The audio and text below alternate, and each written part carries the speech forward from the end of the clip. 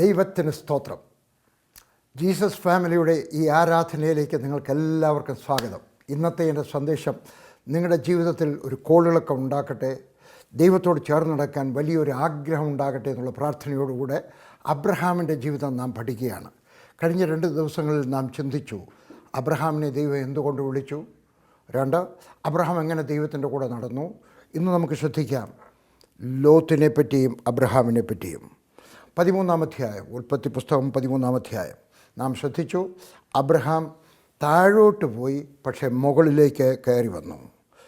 8-ാമത്തെ വാക്യം, അതുകൊണ്ട് അബ്രഹാം ലോത്തിനോട്, എനിക്കും നിനക്കും എൻ്റെ ഇടയന്മാർക്കും നിൻ്റെ ഇടയന്മാർക്കും തമ്മിൽ പിണക്കം ഉണ്ടാകരുത്. നേരത്തെ എഴുതിയിരിക്കുകയാണ്, കനാന്യരും പെരിശ്യരും അന്ന് ദേശത്ത് പാർത്തിരുന്നു.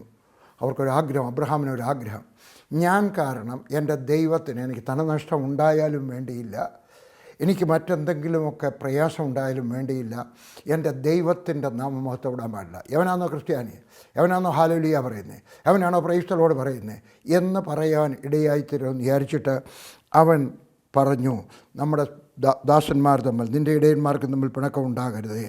ഇനിയും പറയുന്നത് കേട്ടാണ്, മേലെഴുതി 7-ാമത്തെ വാക്യത്തിൽ, കന്നുകാലികളുടെ ഇടയന്മാർക്കും അബ്രഹാമിൻ്റെ കന്നുകാലികളുടെ ഇടയന്മാർക്കും ലോത്തിൻ്റെ കന്നുകാലികളുടെ ഇടയന്മാർക്കും തമ്മിൽ പിണക്കമുണ്ടായി. തമ്മിൽ സംഘർഷം ഉണ്ടാകുന്നത് ആരാന്നറിയാമോ? വേലക്കാരുടെയാണ്, ദാസന്മാരുടെയാണ്, അടിമകളുടെയാണ്. നിങ്ങൾ എവിടെയെങ്കിലും പിണക്കമുണ്ടാക്കിയാൽ, നിങ്ങളുടെ സഭയിൽ, നിങ്ങളുടെ വീട്ടിൽ, അമ്മായിമ്മയും മരുമകളുമായിട്ട് നിങ്ങളൊരു ദാസനും ദാസിയുമായിട്ട് അധപ്പതിക്കുകയാണ്. ഇല്ല, നമ്മൾ മക്കളായിരിക്കണം, നമ്മൾ യേശുവിൻ്റെ ശിഷ്യന്മാരായിരിക്കണം. നമ്മൾ വഴക്കുണ്ടാക്കുന്നവരും കലഹം ഉണ്ടാക്കുന്നവരും ആയിത്തീരരുത്. എനിക്ക് ചിലരെ അറിയാം, എവിടെ ചെന്നാലും വഴക്കുണ്ടാക്കും, ഒരു സംഘടനയിൽ ചെന്നാൽ വഴക്കുണ്ടാക്കും, ഒരു സഭയിൽ ചെന്നാൽ വഴക്കുണ്ടാക്കും, കൊച്ചു കാര്യങ്ങൾ എടുത്തിട്ട് വിപുലീകരിക്കും. എൻ്റെക്കൽ ഒരാൾ ഇങ്ങനെ ഒരു ഉപദേശം പറഞ്ഞു, ഞാൻ നിങ്ങൾക്ക് തരികയാണ്, don't major in minor things, major in major things, leave the minor things for others to fight. നിങ്ങൾ വലിയ കാര്യത്തിന് വേണ്ടി മാത്രം സംസാരിക്കുന്നവരായിരിക്കട്ടെ, കൊച്ചു കാര്യത്തെ വലിയ കാര്യമാക്കി എടുക്കരുത്. പറഞ്ഞ് നമ്മൾ ദാസന്മാർ തമ്മിൽ അത് നമ്മളെ ബാധിക്കാൻ പാടില്ല. അതുകൊണ്ട് നമുക്ക് പിരിയാം, നാം സഹോദരന്മാരല്ലോ, ദേശമെല്ലാം നിൻ്റെ മുമ്പാകെ ഇല്ലയോ, എന്നെ വിട്ടു പിരിഞ്ഞാൽ നീ ഇടത്തോട്ടങ്ങൾ ഞാൻ വലത്തോട്ട് പോയിക്കൊള്ളാം, നീ വലത്തോട്ടങ്ങൾ ഞാൻ ഇടത്തോട്ട് പോയിക്കൊള്ളാം എന്ന് പറഞ്ഞു. നമുക്കൊരു പിരിയാൻ ഒരു സമയമുണ്ടെന്ന് ആർക്കാ മനസ്സിലായത്? ലോത്തിനല്ല മനസ്സിലായത്, അബ്രഹാമിനാണ്. ഒരു ആത്മീയനായിട്ടുള്ള മനുഷ്യന്, ദൈവവുമായിട്ട് ബന്ധമുള്ള ഒരു മനുഷ്യന് പിരിയേണ്ടുന്ന സമയം മനസ്സിലാവും. ഭാര്യയും ഭർത്താവും അല്ലാതെ ബാക്കി സകലരുമായിട്ട് പിരിയാം. അപ്പനും മക്കളുമായിട്ട് പിരിയാം, ചേട്ടനും അനിയനുമായിട്ട് പിരിയാം, ഒരു സഭ വരെ വിട്ടും വെച്ച് വേറൊരു സഭയിൽ ചേരാം. അത് ആത്മീയനായിട്ടുള്ള മനുഷ്യന് പിരിയേണ്ടിയ സമയം മനസ്സിലാകണം. ആ മനസ്സിലാക്കുന്ന സമയത്ത് പിരിയണം. വിശദീകരിക്കണമോ? വിചാരിച്ചോട്ടെ, ചേട്ടനും അനിയും കൂടെ ഒന്നിച്ച് താമസിക്കുക, 2 പേരുടെയും കല്യാണം കഴിഞ്ഞു. ഒരാൾക്ക് മനസ്സിലാവണം മാറി താമസിക്കണമെന്ന്. അത് മനസ്സിലാക്കുന്ന മനുഷ്യൻ മാറി താമസിക്കണം. അതുപോലെയാണ് കൂട്ടുബിസിനസ്സും. കൂട്ടുബിസിനസ് നടത്തിക്കൊണ്ടിരിക്കുമ്പോഴായിരിക്കും വിചാരിക്കുന്നത്, ഇത് പോയാൽ ശരിയാവത്തില്ല. ഞാൻ വേറൊരു ദേവദാസ്, എൻ്റെ പാസ്റ്ററോട്, എന്നെ പ്രാർത്ഥിച്ചയച്ച ദേവദാസൻ്റെ കൂടെ കുറച്ച് നാൾ ഒരു കൂട്ടായ്മയിലായിരുന്നു. ഒന്നും സംഘടനയൊന്നുമില്ല, എങ്കിലും ഞങ്ങളൊരു കൂട്ടായ്മയിലായിരുന്നു. എന്നാൽ കുറച്ച് ദിവസം കഴിഞ്ഞ്, ഏകദേശം 1 വർഷം കഴിഞ്ഞപ്പോൾ എനിക്ക് മനസ്സിലായി, ഞങ്ങളുടെ അങ്ങോട്ട് ഒന്നിച്ചു പോകുന്നത് പ്രയാസമാണ്. അദ്ദേഹം അസാമാന്യനായ ഒരു ഭക്തനാണ്, നല്ലതുപോലെ വേദപുസ്തകം അറിയാം, അസാധാരണമായ രീതിയിൽ. ദൈവത്തെ വേദനിപ്പിക്കുന്ന ഒന്നും അദ്ദേഹത്തെ വേദനിപ്പിക്കരുതെന്ന് അദ്ദേഹത്തിന് ആഗ്രഹമുണ്ട്. നഷ്ടമുണ്ടായാലും വേദന സഹിക്കാൻ അദ്ദേഹം തയ്യാറായിരുന്നു. പക്ഷേ ഞാൻ ശ്രദ്ധിച്ചു, ഞാനൊരു ഇളക്കപ്പെരുക്കക്കാരനാണ്, അദ്ദേഹം ശാന്തനാണ്. ഞാൻ ഒരു അഗ്രസീവാണ് എന്ന് പറഞ്ഞു കഴിഞ്ഞാൽ വളരെ വേഗത്തിൽ സുവിശേഷം പറയാൻ ഓടിച്ചേണ്ടത്. അദ്ദേഹം അങ്ങനെയല്ല, സാവധാനത്തിൽ. എനിക്ക് മനസ്സിലായി, ഞങ്ങളുടെ 2 പേരുടെയും പോക്ക് രണ്ടും രണ്ടാണ്. അതുകൊണ്ട് ഞാൻ അദ്ദേഹത്തിൽ നിന്ന് പിരിഞ്ഞു. പിരിയാനും ഒരു സമയമുണ്ട്. വർഷങ്ങൾ കഴിഞ്ഞിട്ട് അദ്ദേഹം എൻ്റെയൊക്കെ പറഞ്ഞു, വർഗീസ് നീ പിരിഞ്ഞ സമയത്ത് എനിക്ക് വേദനയുണ്ടായിരുന്നു. ഞാൻ വിചാരിച്ചു നീ എൻ്റെ കൂടെ നിൽക്കും, എൻ്റെ ഓഫീസ് കാര്യങ്ങൾ നേരെയാക്കും. എനിക്ക് ഓഫീസില്ല, പക്ഷേ ഓഫീസ് ശരിയാക്കുമെന്നാണ്. കാരണം നീ പട്ടാളത്തിൽ ഓഫീസിലായിരുന്നു. പക്ഷേ നീ പോയപ്പോൾ എനിക്ക് വേദനയുണ്ടായിരുന്നു. പക്ഷേ ഇപ്പോഴെനിക്ക് മനസ്സിലായി, നീ പിരിഞ്ഞത് ദൈവത്തിൻ്റെ ഇഷ്ടപ്രകാരമായിരുന്നു. അതുകൊണ്ട് അദ്ദേഹത്തിൻ്റെ വേലയും വലുതായി, എൻ്റെയും വേല വലുതായി, 2 പേരുടെയും വേല വലുതായി. അപ്പോൾ നിങ്ങൾക്കും പിരിയാനൊരു സമയമുണ്ട്. ചിലപ്പോൾ ഒരു സഭയിൽ നിന്നായിരിക്കാം, ഒരു സംഘടനയിൽ നിന്നായിരിക്കാം, ചേട്ടനും അനിയനുമായി. ഇത്രയേ ഉള്ളൂ. ഈ അബ്രഹാം പിരിഞ്ഞതുപോലെ പിരിയണം, യാത്ര പറഞ്ഞ് പിരിയണം. ഹല്ലേലൂയ. ഞാൻ എൻ്റെ പാസ്റ്ററുമായിട്ട് പിരിയുന്ന സമയത്ത് സംഘടനയില്ല. പക്ഷേ അന്ന് ഞാൻ രമ്യതയിലല്ല പിരിഞ്ഞത്. കാരണം അന്നത്തെ എൻ്റെ അഗ്രസീവായിട്ടുള്ള ആ സംസാരം. അതുകൊണ്ട് ഞാനും ഏതാണ്ടൊക്കെ കോപിച്ചൊക്കെ പറഞ്ഞു. അദ്ദേഹം പറഞ്ഞ് എന്നെ വേദനിപ്പിച്ചു, ഞാൻ കൂടുതലായിട്ട് കോപിച്ചു. പക്ഷേ അത് കഴിഞ്ഞപ്പോൾ എനിക്കൊരു കുറ്റബോധം ഉണ്ടായി, ഞാൻ ചെയ്തത് ശരിയല്ല. ബോംബെയിൽ ഉണ്ടായിരുന്ന ഒരു ദൈവദാസൻ അലൻ വിൻസെൻ്റ് എന്ന് പറയുന്ന ന്യൂ ലൈഫ് ഫെലോഷിപ്പിൻ്റെ സ്ഥാപകൻ, 4 സാഹിബ്മാരാണ് എൻ്റെ സ്ഥാപകൻ. അതിനകത്തെ അലൻ വിൻസെൻ്റ് ഞാൻ എഴുത്തെഴുതി, ഇതുപോലെ എനിക്കൊരു അബദ്ധം പറ്റി, അതുകൊണ്ട് ദയവ് ചെയ്ത് അങ്ങ് വന്നിട്ട് ഞങ്ങളെ രണ്ടുപേരെയും കൂടെ ഒന്ന് രമ്യതയിലാക്കണം. കാരണം ഒരു മീഡിയേറ്റർ ഉണ്ടെങ്കിലേ ഒക്കത്തുള്ളൂ. അദ്ദേഹം വന്നു, എന്നെയും പാസ്റ്റർ PM തോമസിനെയും കൂടെ ഒന്നിച്ചൊരു മുറിയിലിരുത്തി സംസാരിച്ചു.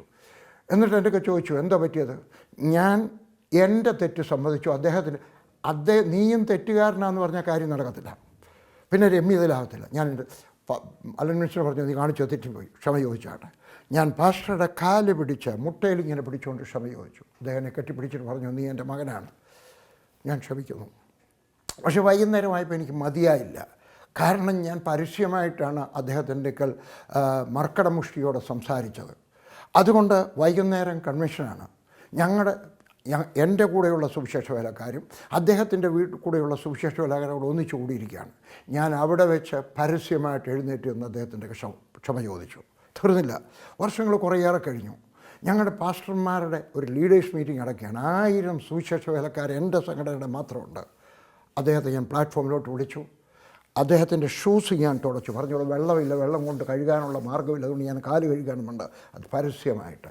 ഞാനീ പറഞ്ഞതിൻ്റെ അർത്ഥം, സ്നേഹത്തിൽ പിരിയണം, അഥവാ സ്നേഹത്തിൽ പിരിയാൻ ഒത്തിട്ടില്ല എങ്കിൽ അത് നിങ്ങളുടെ പാസ്റ്ററാകാം, ജ്യേഷ്ഠനാകാം, നിങ്ങളുടെ അപ്പനാകാം, വേറെ ആരും ആയിക്കോട്ടെ, ചെന്നിട്ട് രമ്യപ്പെടണം, തെറ്റ് ഏറ്റു പറയണം. ഇയാൾ ചെയ്തുകൊണ്ടാണ് എന്ന് പറഞ്ഞ കാര്യം നടക്കത്തില്ല. നിങ്ങളുടെ തെറ്റ് ഏറ്റു പറഞ്ഞിട്ട് രമ്യതയിലായിത്തീരുക. ഞാൻ പിന്നെയും കാണിക്കാം കേട്ടോ. ഈ പോയിൻ്റ്, ഞാൻ ഈ പറയുന്ന പോയിൻ്റ് വേദപുസ്തകത്തിൽ ഞാൻ സ്ഥാപിച്ചു തരാം. ഹല്ലേലൂയ. അതുകൊണ്ട് പറഞ്ഞു, നീ ഇടത്തോട്ടെങ്കിൽ ഞാൻ വലത്തോട്ട്, നീ വലത്തോട്ടെങ്കിൽ ഞാൻ ഇടത്തോട്ട്, അങ്ങനെ പിരിഞ്ഞു കൊള്ളാമെന്ന് പറഞ്ഞു. 10ാമത്തെ വാക്യം. അപ്പോൾ ലോത്ത് നോക്കി, യോർദാൻ അരികെയുള്ള പ്രദേശമൊക്കെയും നീരോട്ടമുള്ളതെന്ന് അവൻ കണ്ടു. എന്തോ കണ്ടു? നീരോട്ടമുള്ളത്, നൈൽ നദിയുടെ അവിടെ കണ്ടതാണ്. ഇതെല്ലാം നല്ല പ്രദേശമാണ്. അവൻ മിസ്രൈമിലായിരിക്കുന്ന സമയത്തും കണ്ടതാണ്. നീരോട്ടം ഉണ്ടെങ്കിൽ പ്രയോജനമാണ്. മിസ്രൈമിലെ മന്ത്രവാദികളുടെ നാട്ടിലെ അതവൻ്റെ തലയിൽ കയറിയിട്ടുണ്ടായിരുന്നു, നീരോട്ടമുള്ളത്.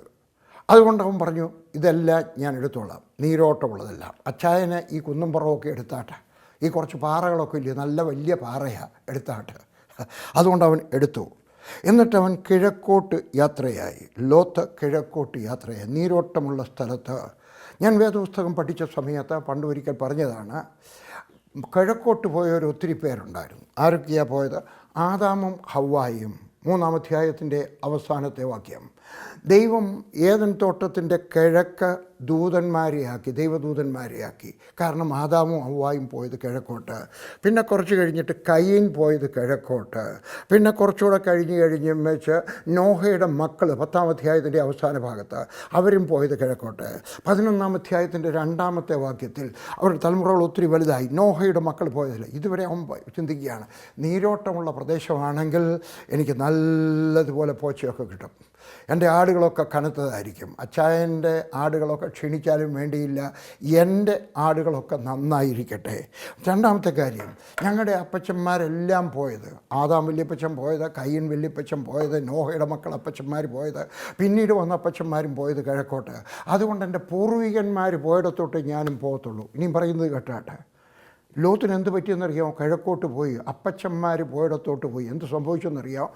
അവൻ കഷ്ടപ്പെട്ട് വലഞ്ഞ് സ്വർഗത്തിലെത്തി. അങ്ങനെ ആ വേദപുസ്തകം പറയുന്നത് കേട്ടോ. വലഞ്ഞു. അവൻ്റെ ഭാര്യ ഉപ്പുതൂണായിപ്പോയി, അവൻ്റെ പെമ്മക്കൾ, മൂത്ത മോള് പിഴയായിപ്പോയി, അവൻ്റെ 2-ാമത്തെ മോള് പിഴയായിപ്പോയി. അവർ ചെയ്ത് എനിക്ക് ഇവിടെ കൊണ്ട് പറയാനൊക്കത്തില്ല. അതുപോലെ അപമാനകരമായ കാര്യങ്ങളാണ് അവൾ ചെയ്തത്. ശപിക്കപ്പെട്ടു. നിൻ്റെ വല്യപ്പച്ചൻ ചെയ്തതുപോലെ നീ അല്ല ചെയ്യേണ്ടത്. ഈ വേദപുസ്തകം പറയുന്നത് പോലെ ആയിരിക്കണം. വേദപുസ്തകം പഠിക്കണം, അറിയാവുന്നവരുടെയൊക്കെ ചോദിക്കണം. വിചാരിച്ചാട്ടെ, നിങ്ങളുടെ അനുജൻ വന്നിട്ട് നിങ്ങളുടെ കുറച്ച് സ്വത്തം അടിച്ചുകൊണ്ട് പോയി, കുറച്ച് രൂപ അടിച്ചുകൊണ്ട് പോയി, നിങ്ങൾ എന്തോ ചെയ്യണം? വേദപുസ്തകം അറിയാവുന്ന ഒരു ദൈവദാസൻ്റെയൊക്കെ ചോദിക്കണം, ഭക്തനായ ഒരു ദൈവദാസൻ്റെയൊക്കെ. കളിപ്പീരുകാരനല്ല. ഒരിക്കൽ ഞാൻ സ്ഥാപിച്ച ഞാൻ പോയി മീറ്റിംഗ് നടത്തി കൊടുത്തൊരു വീട്ടിൽ വേറൊരു സഭയിലെ ഒരു പാസ്റ്റർ വന്നിട്ട് മീറ്റിംഗ് നടത്തി.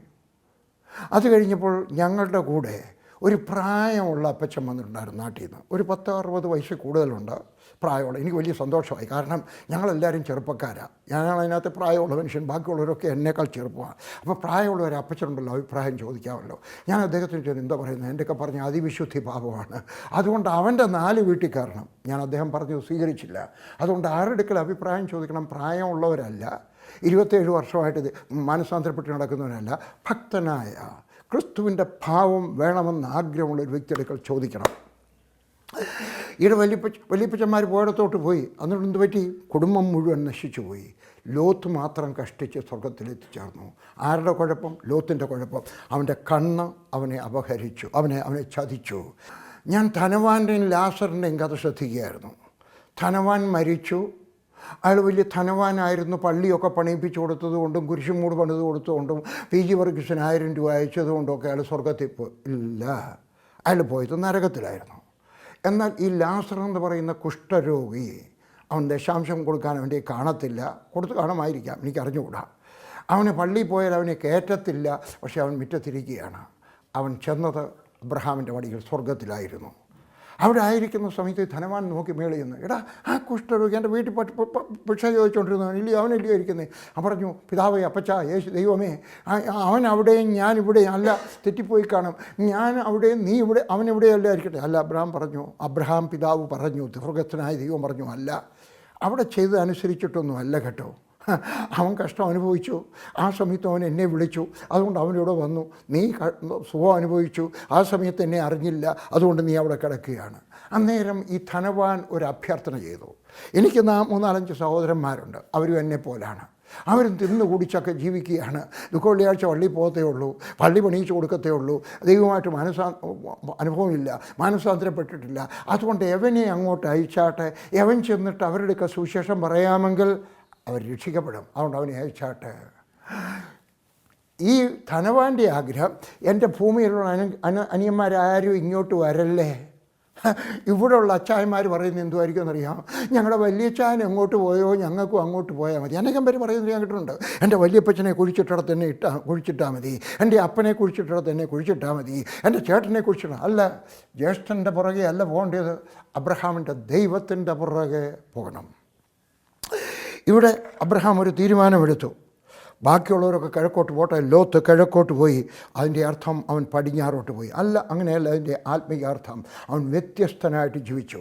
എൻ്റെയും നിൻ്റെയും യാത്ര വ്യത്യസ്തമായിരിക്കണം. ബാക്കിയുള്ളവർ ചെയ്യുന്നത് പോലല്ല, ബാക്കി പാസ്റ്റർമാർ ചെയ്യുന്നത് പോലല്ല, ബാക്കി പട്ടക്കാർ ചെയ്യുന്നത് പോലല്ല, ബാക്കി വിശ്വാസികൾ ചെയ്യുന്നത് പോലെയല്ല. ഞാൻ വ്യത്യസ്തനായിട്ട് ജീവിക്കും. എങ്ങനെ വ്യത്യസ്തൻ? കുഴപ്പക്കാരനെന്നല്ല, ആത്മീകരായിട്ട് വേദപുസ്തക പ്രകാരം ജീവിക്കുന്ന ഒരു മനുഷ്യനായിരിക്കണം. ഞാൻ ഒരിക്കൽ എറണാകുളത്ത് നിന്ന് ട്രെയിൻ കയറി അങ്ങോട്ട് ചെന്ന് കഴിഞ്ഞപ്പോൾ അവിടെ വേറൊരു ദൈവദാസൻ ഇരിപ്പുണ്ട്. അദ്ദേഹത്തിൻ്റെ 2 മക്കളും ഇരിപ്പുണ്ട്. ഞങ്ങൾ തമ്മിൽ സംസാരിച്ച് കഴിഞ്ഞപ്പോൾ അദ്ദേഹം ഒക്കെ പറഞ്ഞു, എല്ലാ ദൈവവേലക്കാരും ഇച്ചിരി വേലത്തരമൊക്കെ കയ്യിലുണ്ട്, വർഗീസിൻ്റെ ഉപദേശക്കാരെല്ലാവരും കുഴപ്പക്കാരാണ്. ഞാൻ പറഞ്ഞു, ആയിരിക്കാം, പക്ഷേ എൻ്റെ കാര്യത്തിനകത്ത് കുഴപ്പം പറഞ്ഞാട്ടെ. അദ്ദേഹം ഉടനെ പറഞ്ഞു, വർഗീസിൻ്റെ ജീവിതത്തിനകത്ത് ഞാൻ ഇന്ന് വരെ ഒരു തെറ്റ് കണ്ടിട്ടില്ല. എന്നെ വളരെ ദൂരെ നിന്നേ അദ്ദേഹത്തിന് അറിയത്തുള്ളൂ. എനിക്കൊരു വലിയ അഭിമാനം തോന്നി. എന്നെ പറ്റി എൻ്റെ ഓഫീസിലുള്ള പെൺകുട്ടികൾ പറയണം, എൻ്റെ അയൽക്കാരികളായിട്ടുള്ള പെൺകുട്ടികൾ പറയണം, എന്നെ പരിചയമുള്ള പെൺകുട്ടികൾ പറയണം, ഞാൻ പോയി താമസിച്ച വീടുകളിലെ പെൺകുട്ടികൾ പറയണം, അയാളൊരു ദൈവപുരുഷനായിരുന്നു. എൻ്റെയും നിൻ്റെയും ശ്രദ്ധ ഇതായിരിക്കട്ടെ. മനുഷ്യർ പറയണം, ദൈവം പറയണം. മനുഷ്യർ മാത്രം പറഞ്ഞാൽ പോരാ, ദൈവവും പറയണം. ദൈവം മാത്രം പറഞ്ഞാൽ പോരാ, മനുഷ്യരും പറയണം. ചിലപ്പോൾ എവിടെയെങ്കിലുമൊക്കെ അപവാദം ഉണ്ടായിക്കഴിഞ്ഞാലും കുറച്ചു നാൾ കഴിയുമ്പോൾ എൻ്റെ സ്വർഗസ്ഥനായ ദൈവം നീ നീതിമാനാണെന്ന് തെളിയിച്ചു തരും. ചിലപ്പോൾ തെളിഞ്ഞില്ല എന്ന് വരാം, എന്നാലും സ്വർഗത്തിൽ ചെല്ലുമ്പോൾ അവൻ തെളിയിക്കും. അതുകൊണ്ട് ബാക്കിയുള്ളവർ യാത്ര ചെയ്യുന്നത് പോലെയല്ല, വ്യത്യസ്തനായിട്ട് ജീവിക്കുക. 12-ാമത്തെ വാക്യം, അബ്രഹാം കനാൻ ദേശത്ത് പാർത്തു. അവൻ കല്ലും മണ്ണും വലിയ പാറകളൊക്കെ ഉള്ള സ്ഥലത്ത് വളരെ കഷ്ടപ്പെട്ട് ജീവിച്ചു. പക്ഷേ അവൻ വാഗ്ദത്ത സ്ഥലത്തായിരുന്നു. ഹല്ലേലൂയ. എന്നാൽ ലോത്ത് ആ പ്രദേശത്തിലെ പട്ടണങ്ങളിൽ പാർത്തു. സോദോം വരെ കൂടാരം നീക്കി അടിച്ചു. ശ്രദ്ധിച്ച് കേൾക്കേണ്ട ഒരു കാര്യമാണ്. അവൻ പട്ടണത്തിലോട്ട് പോയി. അവൻ അങ്ങനെയല്ല. ഹല്ലേലൂയ. അവൻ മറ്റൊരു പോയി പട്ടണത്തിൽ പോയിട്ട് അവരുമായിട്ട് ഇടപഴകി. അവൻ ശ്രദ്ധിച്ചു. വേദപുസ്തകം പറയുന്നു, അവൻ പോയിട്ട് സൊദോം ഗോമോറയിലേക്ക് പോയി. ശപിക്കപ്പെട്ട നാട്, ഹോമോസെക്സുവലുകാരുടെ നാട്, വൃത്തികേടിൻ്റെ നാട്, കൂത്തരങ്ങിൻ്റെ നാട്, അവിടെ പോയി താമസിച്ചു. അവിടെ ഒരു വാക്ക് നിങ്ങൾ ശ്രദ്ധിച്ചോ, നിങ്ങൾ നോക്കിയാട്ടെ, അവൻ്റെ കൂടാരം നീക്കി അടിച്ചു. അന്നത്തെ കാലത്ത് കൂടാരം, ഇപ്പോഴും നിങ്ങൾ ഇസ്രായേലിൽ ചെല്ലാമെങ്കിൽ ഞങ്ങളുടെ കൂടാരത്തിലാണ് നാട്ടിടയന്മാർ താമസിക്കുന്നത്. ഇതുപോലുള്ള കൂടാരം കാണാമല്ലോ അല്ലേ, ഇതുപോലുള്ള കൂടാരം. രാവിലെ ആകുമ്പോൾ അതിൻ്റെ കൂടാരത്തിൻ്റെ അടപ്പ്, ഫ്ലാപ്പ് അതിങ്ങനെ തുറന്നു വെക്കും. വന്തിയാകുമ്പം അടച്ചിടും, കൊതുകൊക്കെ കയറാതിരിക്കാനൊക്കെ ആയിട്ട്. രാവിലെ പിന്നെയും തുറന്നിടും, പിന്നെ കാരണം വെയിലുമൊക്കെ കയറണം, നല്ലതാണ്. അത് കഴിയുമ്പോൾ അടച്ചിടും.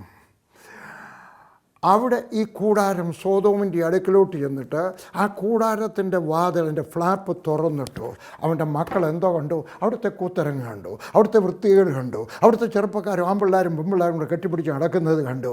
അവർക്ക് ഒരാഗ്രഹം, ഒരു പിഴയായി. അവർ പിഴയായത് എന്തുകൊണ്ടാണ്? അവൻ്റെ കൂടാരം അങ്ങോട്ട് നീക്കി അടിച്ചിട്ടാണ്. ടുവേർഡ്സ്, അങ്ങനെയാണ് ഇംഗ്ലീഷിനകത്ത്.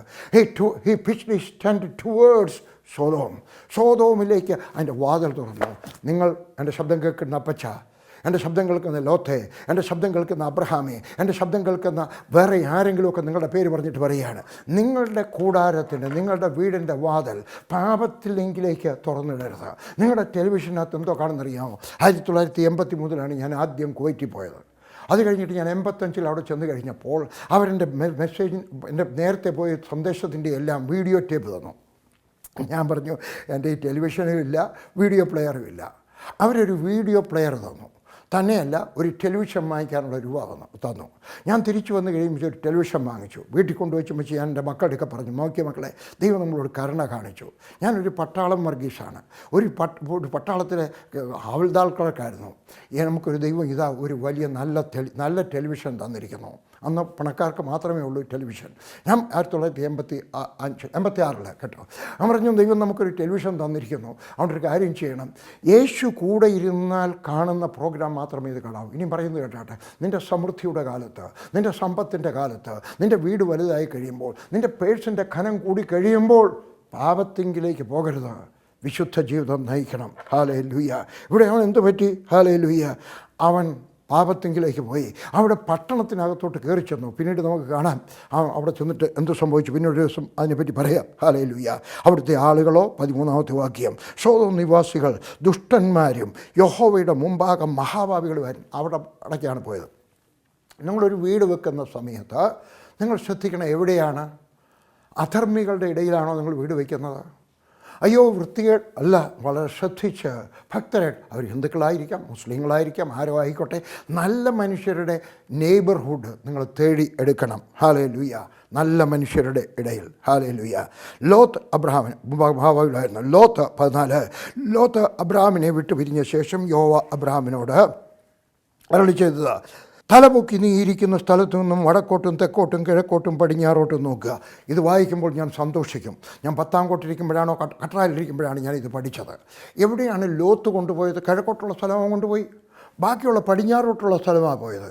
അവൻ വിഷമിച്ചിരിക്കുകയായിരിക്കാം. എൻ്റെ ബലമായ വിശ്വാസം അവൻ്റെ വീടിൻ്റെ ഭാഗത്തൊക്കെ വിഷമിച്ചിരിക്കുകയായിരിക്കാം. അവൻ്റെ ഭാര്യ പറഞ്ഞാണ്, എൻ്റെ അച്ചായ, ഇത് എന്തൊരു മനുഷ്യനാണ് നിങ്ങൾ, നല്ലതെല്ലാം കൊടുത്തില്ലയോ, നിങ്ങളല്ലായിരുന്നു അച്ചായൻ, നിങ്ങൾക്കല്ലയോ തിരഞ്ഞെടുക്കാനുള്ള അവകാശം, നിങ്ങൾ പറയേണ്ടിയല്ലായിരുന്നോ? എടാ ലോകത്തെ, ഇതല്ല ഞാൻ എടുക്കുക, നീ ഇങ്ങോട്ട് എടുക്കുക, നീ അല്ല അച്ചായനല്ല, ഒന്നും അല്ലെങ്കിൽ പറയാം, നമുക്ക് പപ്പാതിച്ച് വീതിക്കാം എന്ന് പറയേണ്ടായിരുന്നു. അച്ചായൻ്റെ കൂടെ അവൻ്റെ വേലക്കാരെല്ലാവരും വന്നു, അവൻ്റെ മാനേജർമാരെല്ലാവരും കൂടെ വന്നു, പറഞ്ഞ് എല്ലാവരും കൂടെ സമരം എടുക്കുന്നു.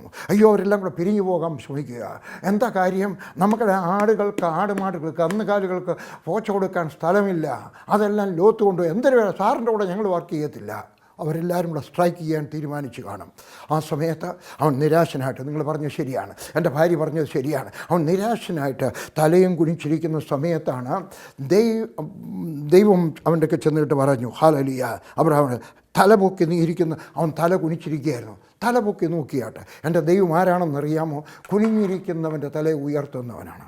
നിങ്ങൾ തല കുനിഞ്ഞിരിക്കുകയാണോ? പാപഭാരത്താൽ, കഷ്ടതയാൽ, കടഭാരത്താൽ, പ്രയാസത്താൽ, മോള് പിഴയായതിനാൽ, മകൻ പഠിക്കാത്തതിനാൽ, ഭർത്താവ് അടിക്കുന്ന ഏതെങ്കിലും ഒരു കാര്യത്തിനകത്ത് നിങ്ങൾ തല കുനിഞ്ഞിരിക്കുകയാണോ? ഇതാ ശുഭവാർത്ത, എൻ്റെ സ്വർഗസ്ഥനായ ദൈവം നിൻ്റെ തല പിടിച്ച് ഉയർത്തുന്നവനാണ്. പറഞ്ഞ് തല ഉയർത്തി നോക്കുക. എങ്ങോട്ടൊക്കെയാണ് നോക്കുക? അടിവരയിടാം, വേദപുസ്തകം എടുക്കണം. വടക്കോട്ട് നോക്കിയാട്ടെ, തെക്കോട്ട് നോക്കിയാട്ടെ, കിഴക്കോട്ടും പടിഞ്ഞാറോട്ടും നോക്കിയാട്ടെ. കിഴക്ക് ഏത് കൊണ്ടുപോയത്? അനന്തരവും കൊണ്ടുപോയത് ലോത്ത് കൊണ്ടുപോയ സ്ഥലം. നഷ്ടമായതിനെ തിരികെ തരാൻ കഴിവുള്ളവനാണ് എൻ്റെ ദൈവം. ഈ സന്ദേശം നിങ്ങൾക്ക് രോമാഞ്ചം തരട്ടെ. നിങ്ങൾക്ക് എന്തെങ്കിലും നഷ്ടപ്പെട്ടു, ആത്മീയനായിട്ട് നഷ്ടപ്പെട്ടാൽ, അല്ലാതെ അടിപിടി ഉണ്ടായി നഷ്ടപ്പെട്ട കാര്യമല്ല, ആത്മീകനായിട്ട് നീ എന്തെങ്കിലും നഷ്ടം സഹിച്ചു കഴിഞ്ഞാൽ എൻ്റെ സ്വർഗസ്ഥനായ ദൈവം നാളെ, മറ്റന്നാൾ, അടുത്ത വർഷം, അതിനടുത്തൊരു വർഷം നിൻ്റെ നഷ്ടത്തെ ലാഭമാക്കി തീർക്കുന്നവനാണ് എൻ്റെ ദൈവം.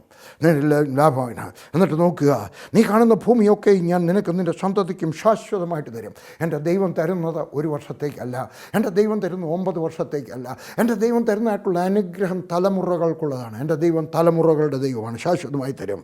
ഞാൻ നിൻ്റെ സന്തതിയെ ഭൂമിയിലെ പൊടി പോലെയാക്കും. ഭൂമിയിലെ പൊടിയെ എണ്ണുവാൻ നിനക്ക് കഴിയുമെങ്കിൽ എണ്ണുക. നിൻ്റെ സന്തതിയെ എണ്ണ. നീ പുറപ്പെട്ട ദേശത്ത് നെടുകയും കുറുകയും സഞ്ചരിക്കുക, അത് ഞാൻ നിനക്ക് തരും. ഇനിയും പറയുന്നത് നമ്മൾ ശ്രദ്ധിക്കണം, ഇത് ചെയ്യണം. കാല് വെച്ചിട്ട് അവകാശം പറയണം. കാല് ചവിട്ടുന്ന ദേശമെല്ലാം എന്ന് പറഞ്ഞൊരു പാട്ടുണ്ടല്ലേ, അത് പാടണം. എന്നിട്ട് കാല് വെക്കണം. ഞാൻ പറഞ്ഞ അയലത്തുകാരൻ്റെ പുരാടത്തിൽ കയറിയെന്ന് പ്രാർത്ഥിക്കണമെന്നല്ല ഞാൻ പറഞ്ഞതിൻ്റെ അർത്ഥം. ഹല്ലേലൂയ. നിൻ്റെ അനുഗ്രഹങ്ങൾ പിടിച്ചു വായിക്കണം. ഈ വേദപുസ്തകത്തിനകത്ത് വെച്ചിരിക്കുന്നത് കാല് വെക്കല്ല, കൈ വെച്ചിട്ട് പറയാം. കർത്താവേ, നീ ഇവിടെ പറഞ്ഞിരിക്കുന്നു, ഇവിടെ പറഞ്ഞിരിക്കുന്നു, ഇവിടെ പറഞ്ഞിരിക്കുന്നു, ഇത് തരണം. എൻ്റെ ഭർത്താവ് മാനസാന്തരപ്പെടുമെന്ന് പറയുന്നു, എൻ്റെ മോൻ മാനസാന്തരപ്പെടുന്നു, എൻ്റെ മോൾ മാനസാന്തരപ്പെടുമെന്ന് പറയുന്നു എന്ന് പറഞ്ഞിട്ട് ആ കാല് വെച്ച് പറയാം, നീ കാല് വെക്കണം. അപ്പോൾ അബ്രാം കൂടാരം നീക്കി ഹെബ്രോനിൽ മാമ്രയുടെ തോപ്പിൽ വന്ന് പാർത്തു. അവിടെ അവന് ചെല്ലുന്നിടത്തെല്ലാം ഒരു യാഗപീഠം ഉണ്ടായിരുന്നു. നിൻ്റെ പ്രാർത്ഥന കുറഞ്ഞു പോകരുത്, നിൻ്റെ ആരാധന കുറഞ്ഞു പോകരുത്. കോവിഡ് വന്നാലും വേറെ എന്തൊക്കെ ആയിരുന്നാലും, ഞാനൊരു കണ്ടിട്ടുള്ള ഒരു സങ്കടകരമായ കാര്യമുണ്ട്. കോവിഡ് വന്നതിന് ശേഷം അനേകം പേരും ചർച്ചിൽ പോകുന്നില്ല. പോകാതെ വീട്ടിൽ ഇരുന്നിട്ട് ഓൺലൈനിൽ അവിടെ ഇരിക്കുമോ, ഇല്ല അതിനിടയ്ക്ക് പത്രം വായിക്കുന്നു, ഭാര്യയുടെ വർത്താനം പറയുന്നു, വേറെ എന്തെങ്കിലുമൊക്കെ ചെയ്യുന്നു. പാടില്ല.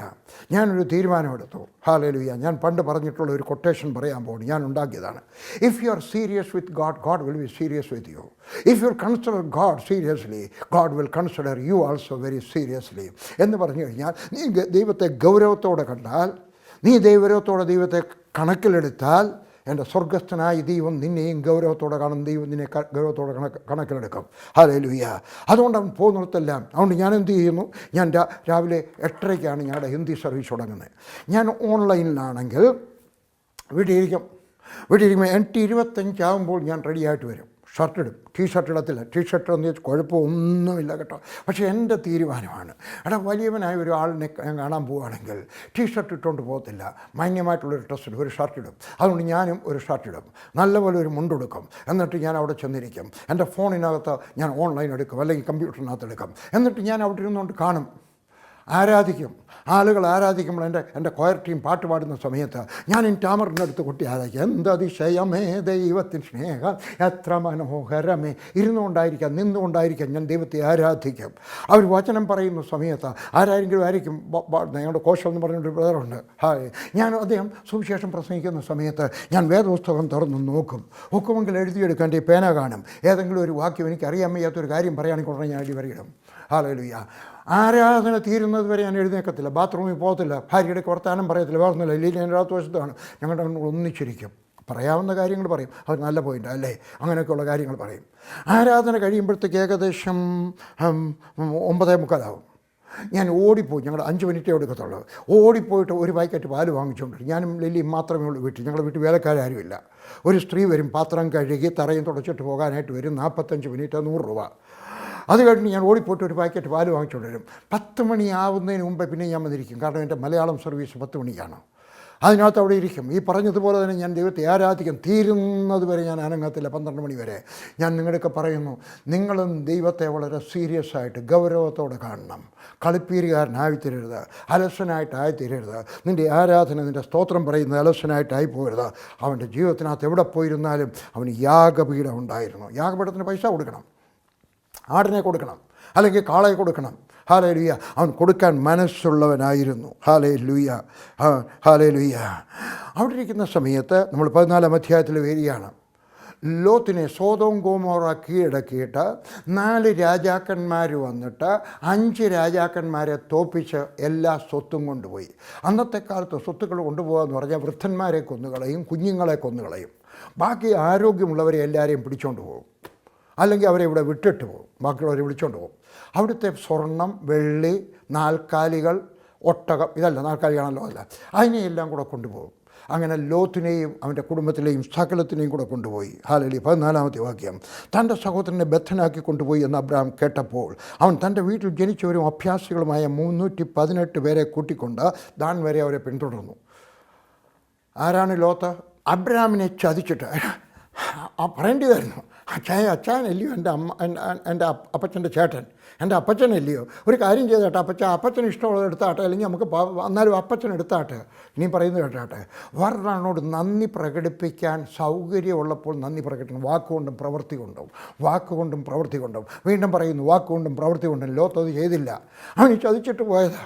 അവന് ദുഃഖം കാണും, അബ്രഹാമിൻ്റെ ഭാര്യയ്ക്ക് ദുഃഖം കാണും. പക്ഷേ അവൻ അറിഞ്ഞു കഴിഞ്ഞപ്പോൾ ശത്രുവിനെയും സഹായിക്കാൻ ചെന്നു. എൻ്റെ വേദപുസ്തകം പറയുന്നു, ശത്രുവിനെ സഹായിക്കണം, ശപിക്കരുത്. ചിലർക്കൊക്കെ ഒരു സ്വഭാവമുണ്ട്, ശത്രുവിനെ ശപിക്കും. അവൻ മുടിഞ്ഞു പോണേ കർത്താവേ, നീ അവനെ ഒരു പാഠം പഠിപ്പിക്കണമേ. എൻ്റെ കർത്താവേ, ഞാൻ അവന് വേണ്ടി പ്രാർത്ഥിക്കുകയാണ്, അവനെ ഒന്ന് ഉരയ്ക്കണമേ കർത്താവേ. പാടില്ല. എൻ്റെ പുതിയ നിയമത്തിൻ്റെ ഉപദേശമല്ലത്. എൻ്റെ പുതിയ നിയമത്തിൻ്റെ ഉപദേശമോ യേശു കാണിച്ചു തന്നാണ്. അവൻ ക്രൂശിൽ കിടന്നും ക്രൂശിൽ തറച്ചവരെ അനുഗ്രഹിച്ച് പ്രാർത്ഥിച്ചു, കർത്താവേ ഇവരെ ചെയ്യുന്നത് അറിയുന്നില്ല, അവരോട് ക്ഷമിക്കണമേ. അടുത്ത് കിടക്കുന്ന രണ്ട് കള്ളന്മാരുണ്ടായിരുന്നു. രണ്ടുപേരും യേശുവിനെ പരിഹസിച്ചു. തന്നാണെങ്കിൽ ഞാൻ ഇറങ്ങുക, എന്നിട്ട് ഞങ്ങളെ കൂടെ ഒന്ന് രക്ഷിക്കുക. പക്ഷേ അതിനകത്ത് ഒരുത്തൻ അപേക്ഷിച്ചപ്പോൾ അവനെ സഹായിച്ചു. നിൻ്റെ ശത്രുവിന് വിശന്നാൽ ഒരു ഫലിതം പറയാം. ഒരു വീട്ടിൽ വഴക്കുണ്ടായി, അമ്മയെ എല്ലാവരും കൂടെ വഴക്ക് പറഞ്ഞു. അമ്മ പറഞ്ഞു, നീ വീട്ടിൽ ആഹാരമില്ല കേട്ടോ, ഞാൻ ഉണ്ടാക്കാൻ പോകുന്നില്ല, നീയൊക്കെ അനുഭവിക്കുക. കുറച്ച് കഴിഞ്ഞപ്പോൾ ആഹാരം ഉണ്ടാക്കി വെച്ച് പറഞ്ഞു, വേദപുസ്തകത്തിനകത്ത് ഒരു വാക്യം കണ്ടപ്പോഴാണ് ഞാൻ നിങ്ങൾക്ക് ആഹാരം ഉണ്ടാക്കിയത്. പറയും, നിൻ്റെ ശത്രുവിന് വിശന്നാൽ അവന് ആഹാരം കൊടുക്കുക, അതുകൊണ്ട് തരികയാണ്. അല്ല, ഹല്ലേലൂയ. നിൻ്റെ ശത്രുവിന് വിശന്നാൽ, നിൻ്റെ ശത്രുവിന് നിനക്ക് ദോഷം ചെയ്തതായിരിക്കാം, എങ്കിലും നിനക്ക് അവനെ സഹായിക്കുവാൻ കഴിവുള്ള സമയത്ത് സഹായിക്കാതെ ഇരിക്കരുത്. സഹായിക്കാൻ കഴിവുള്ളപ്പോൾ. ഹല്ലേലൂയ. അവിടെ ചെന്ന് 318 പേരുമായിട്ട് പോയി. ആര്? 4 രാജാക്കന്മാരെടുക്കൽ യുദ്ധം ചെയ്ത് കൊണ്ടുവരാൻ. 4 രാജാക്കന്മാരാരാണ്? 5 രാജാക്കന്മാരോട് യുദ്ധം ചെയ്ത് തോൽപ്പിച്ചവർ. അവർ ബലശാലികളാണ്. ഹല്ലേലൂയ. പക്ഷേ അബ്രഹാമിൻ്റെ കൂടെ ദൈവം ഉണ്ടായിരുന്നു. ഞാൻ ഇങ്ങനെ പറയാറുണ്ട്, 1983 ഞാൻ ആദ്യം പറഞ്ഞത് കുവൈറ്റ് വെച്ച്.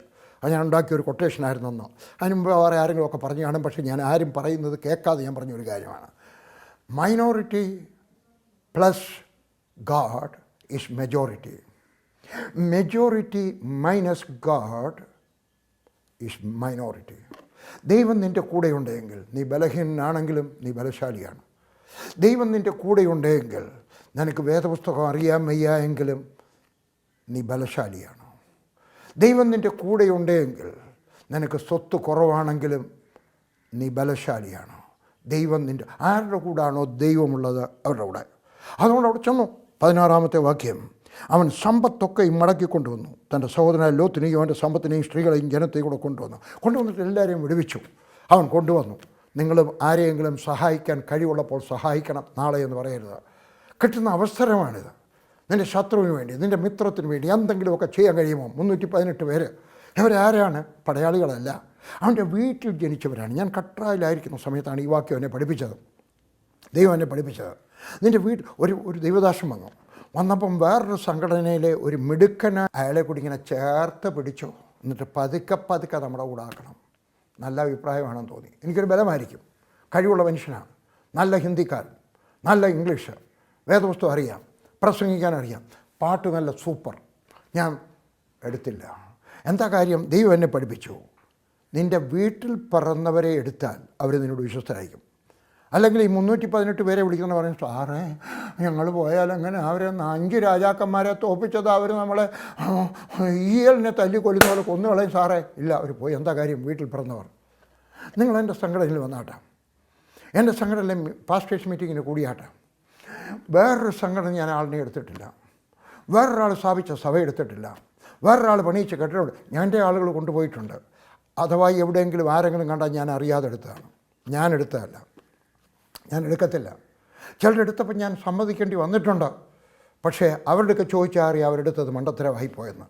ഞാൻ നിങ്ങളുടെയൊക്കെ പറയുന്നു, നിങ്ങളെടുക്കുന്ന സഭയിലെ വിശ്വാസത്തിൽ വേറൊരു വിശ്വാസം കൊണ്ട് കയറി വന്നു, അത് വേറൊരു കാര്യം. സഭയിലെ കാര്യം പറയാം, ലോക്കൽ ചർച്ച് അപ്പുറത്തെ ഒരു സഭയാണ്. നിങ്ങളുടെ സഭയാണ് കുറച്ചുകൂടെ നല്ല വിശ്വാസം, നിങ്ങളുടെ ഉപദേശമാണ് കുറച്ചുകൂടെ നല്ലത്, നിങ്ങളുടെ ആരാധനയാണ് അവർ വന്നു കഴിഞ്ഞാൽ. പക്ഷേ നിങ്ങളുടെ വിശ്വാസം, ഉദാഹരണത്തിന് പറഞ്ഞു കഴിഞ്ഞാൽ ഒരു അസംബ്ലീസ് സഭയിലോട്ട് IPCയിലെ ഒരു വിശ്വാസം എന്തിനാണ് എടുക്കുന്നത്? പറഞ്ഞാൽ പോരാ, നിങ്ങളവിടെ ആരാധിച്ചാട്ടെ. ഇനി പറയുന്നത് കേട്ടാണ്, ഡൽഹിയിലുള്ള ഒരു സഭയുടെ ലീഡറിൻ്റെ കീഴിലുള്ള സെക്രട്ടറി എൻ്റെ ഒക്കെ വന്നു വെച്ച് പറഞ്ഞു, നോക്കിയേ, ഞങ്ങൾ 23 പേര് ഒന്നിച്ചിങ്ങോട്ട് വരിക, ഞങ്ങളുടെ കൂടെ എടുക്കാം. ഞാൻ പറഞ്ഞു എടുക്കത്തില്ല. എന്താ കാര്യം? അവിടെ ഇച്ചിരി പ്രശ്നമുണ്ട്. ഞാൻ പറഞ്ഞു വാ, ഞാനിവിടെ വരാം, നമുക്ക് ആ പ്രശ്നം പറഞ്ഞു തീർക്കാം.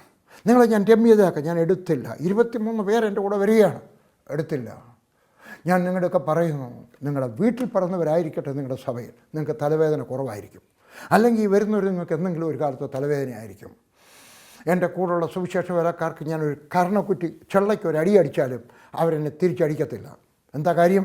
എൻ്റെ വീട്ടിൽ പറഞ്ഞവരാണ്, എൻ്റെ വീട്ടിൽ പറഞ്ഞ സഹോദരന്മാരാണ്, ഞാൻ വളർത്തിയെടുത്ത തിമോത്തിമാരാണ്.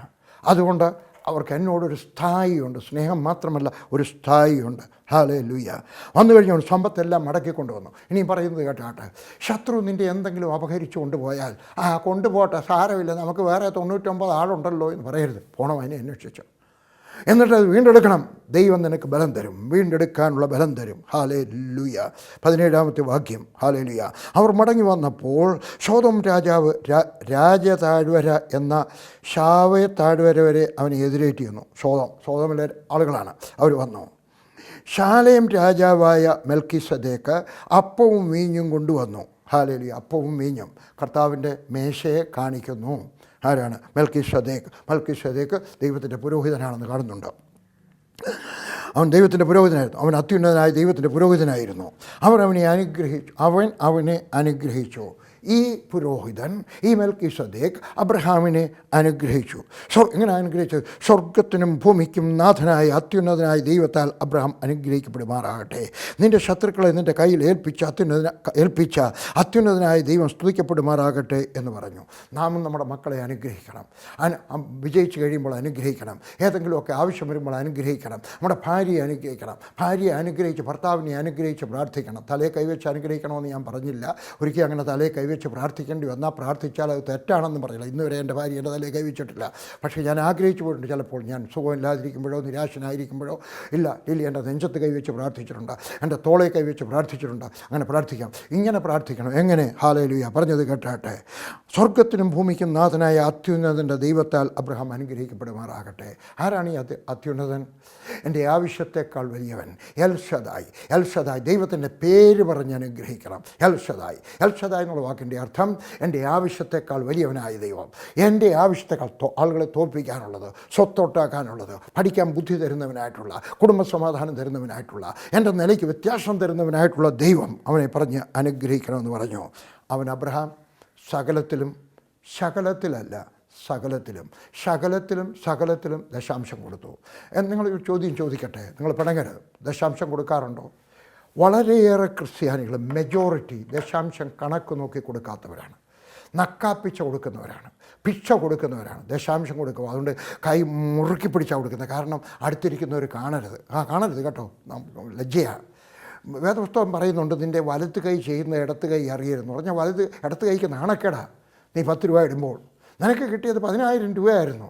എത്ര രൂപ ദശാംശം കൊടുത്തു? 500 അല്ല, 10,000-ൻ്റെ ദശാംശം 1000-ന് മേളിൽ 11% കൊടുക്കണം. പഴയ നിയമത്തിൽ വ്യവസ്ഥ പ്രകാരം, പുതിയ നിയമത്തിൽ കൃപയ്ക്കനുസരിച്ച്, അവരവരുടെ കൃപയ്ക്കനുസരിച്ച് കോൾഗേറ്റ് മരിക്കുന്ന വർഷം, ഏത് വർഷത്തിലായിരുന്നു കോൾഗേറ്റ് മരിച്ചത്? പല കോൾഗേറ്റുമാരുണ്ട് കേട്ടോ. 1972 കോൾഗേറ്റ് മരിച്ചപ്പോൾ അദ്ദേഹം ദശാംശം കൊടുത്തത് അദ്ദേഹത്തിൻ്റെ സ്വന്തമായിട്ടുള്ള വരുമാനത്തിൻ്റെ 90% ഞാൻ മാസികയ്ക്കകത്ത് വായിച്ചു. 90% അദ്ദേഹം ദശാംശം കൊടുത്തു. ഓർക്കണം, ബാക്കി 10% എന്ന് പറഞ്ഞാൽ വലിയൊരു തുകയാണ്. നിങ്ങൾക്ക് കൂടുതൽ പണമുണ്ടെങ്കിൽ നിങ്ങളുടെ സഭയ്ക്ക് നല്ലതാണ്. നിങ്ങളുടെ കയ്യിൽ കൂടുതൽ പണമുണ്ടെങ്കിൽ പാവപ്പെട്ടവർക്ക് നല്ലതാണ്. നിങ്ങളുടെ കയ്യിൽ കൂടുതൽ പണമുണ്ടെങ്കിൽ എന്നെപ്പോലെയുള്ളവർക്ക് നല്ലതാണ് കേട്ടോ. ഹല്ലേലൂയ. അതുകൊണ്ട് അവർ ദശാംശം കണക്ക് നോക്കി കൊടുക്കണം. ഹെഡ് ആൻഡ് ഷോൾഡർ എന്ന് പറഞ്ഞൊരു ഷാമ്പൂ ഒക്കെ ഉണ്ടല്ലോ, കമ്പനിയുടെ പേര് ഞാൻ മറന്നുപോയി. അവർ 30% ദശാംശം കൊടുക്കും. കമ്പനിയുടെ വരുമാനത്തിന് ദശാംശം കൊടുക്കുന്ന, അതിനകത്ത് 10% കൊടുക്കുന്ന അസംബ്ലീസ് ബോർഡുകാർക്കാണ്. അവർ അസംബ്ലീസ് ബോർഡുകാരല്ല, അവർ പെന്തിക്കോസുകാരല്ല. പക്ഷേ അവർ മനസ്സിലായി, 10% സ്വന്തം സഭയ്ക്ക് കൊടുക്കും, 10% വേറൊരു സഭയ്ക്ക് കൊടുക്കും, 10% അസംബ്ലീസ് ബോർഡുകാർക്ക് കൊടുക്കും. നിങ്ങൾ നിങ്ങളുടെ കഴിവ് പോലെ കണക്ക് നോക്കി കൊടുക്കണം, കഴിവ് പോലെ കണക്ക് നോക്കി കൊടുക്കണം. കഴിഞ്ഞ ദിവസം ഒരു ചെറുപ്പക്കാരൻ, ഞാനൊരു സഭയെ പ്രസംഗിക്കാൻ പോയി. പ്രസംഗിച്ചു വെച്ച് ഞാൻ തിരിച്ചു വരുന്ന സമയത്ത് ഡൽഹിയിലുള്ള ഒരു സഭയിൽ പ്രസംഗിക്കാൻ പോയി. 2 പ്രസംഗം പ്രസംഗിച്ചു, 8 മണിക്കും 11 മണിക്കും പ്രസംഗിച്ചു. ഞാൻ തിരിച്ചു വരുന്ന സമയത്ത് ഒരു ചെറുപ്പക്കാരൻ എൻ്റെ കൂടെ ഒരു ചോദ്യം ചോദിച്ചു, എങ്ങനെയാണ് സേവ് ചെയ്യേണ്ടത്? ഞാൻ ഇതുവരെ ഒന്നും സേവ് ചെയ്തിട്ടില്ല. എനിക്ക് കിട്ടുന്നതിനകത്ത് ഒരു ഭാരിച്ച 35% ഞാൻ ദശാംശം കൊടുക്കുക. പക്ഷേ ഞാനിപ്പോൾ കല്യാണം കഴിക്കാൻ പോവുക, അത്രയും കൊടുക്കാനും. ഞാൻ പറഞ്ഞ അത്രയും കൊടുക്കണമെന്ന് വേദപുസ്തകത്തിൽ പറഞ്ഞിട്ടില്ല. വേദപുസ്തക പ്രകാരം നീ 11% കൊടുത്താൽ മതി.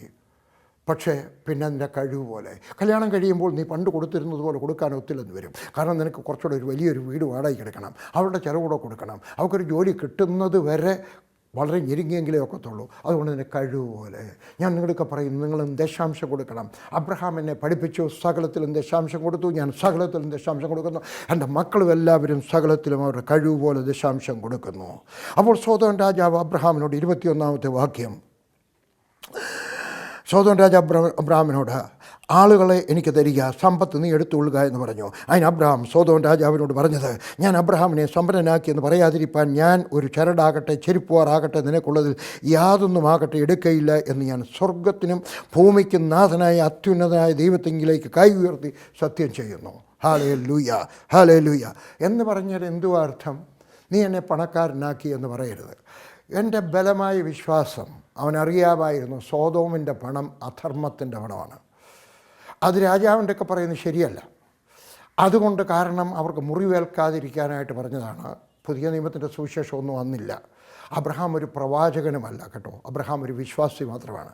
അതുകൊണ്ട് മയത്തിനകത്ത് പറഞ്ഞു, എനിക്ക് നിൻ്റെ സമ്പത്ത് വേണ്ട. ഇനിയും പറയുന്നത് കേട്ടാട്ടെ, അന്യായത്തിൻ്റെ സമ്പത്ത് നീ വാങ്ങിക്കരുത്.